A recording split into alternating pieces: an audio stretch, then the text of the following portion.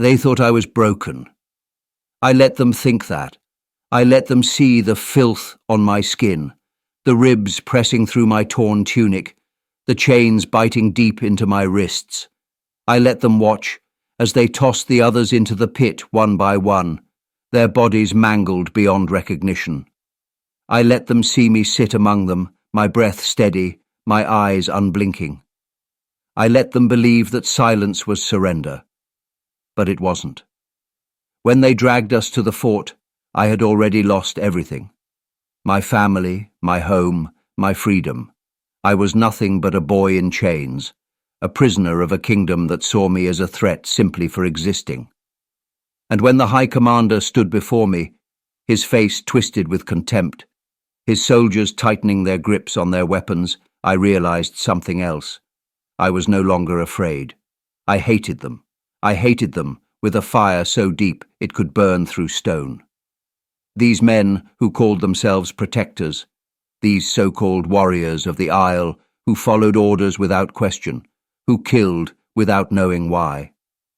And the royals, their cowardice sickened me. What kind of king let his lands be ruled by monsters? What kind of prince needed to break a child to prove his power? Their proud prince snarled at me like a dog when he arrived. His words dripped with venom, his fingers curled into fists as though he longed to strike me. I held his gaze. I did not look away.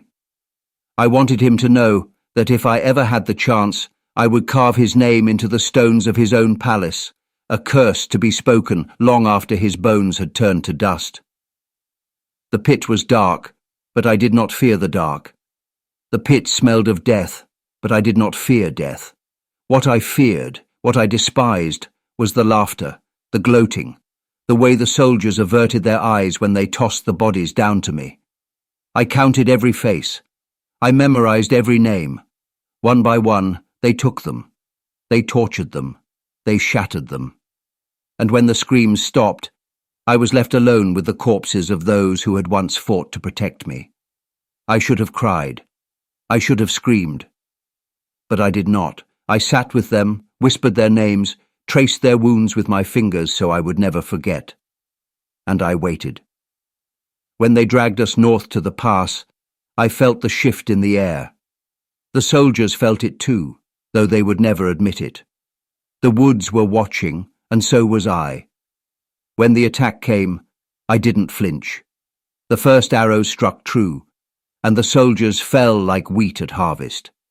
Screams rang through the trees, but not ours. The men who had laughed and tormented us, who had followed their orders without question, who had left my companions in pieces, they were the ones who cried out. And I watched. I watched as the forest devoured them. And then she came. Aios was nothing like the warriors of the Isle.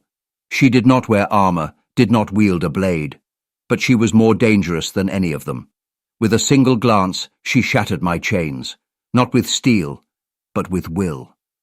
I fell forward, my knees weak, but she caught me. "You are safe now," she said. But I knew better. Safety was an illusion. She took me from that place, away from the blood and ruin, across the sea to the island of the Druids. But I did not leave the isle behind. It called to me. It whispered through the tides and the wind, through the bones buried in its soil, through the ghosts of those who had suffered as I had. She saw it too. She saw how the isle had marked me, how it had made me something more than I was before. She did not teach me to forget. She taught me to listen, to read the heavens as my ancestors once had, to feel the breath of the world beneath my feet, to understand that the Isle was more than land and stone. It was alive, it was watching, and it did not forgive. And neither would I. They had stolen from me, had beaten and caged me, had tried to break me, but I was still here. And one day I would return, not as a prisoner, not as a boy, but as the storm they had created.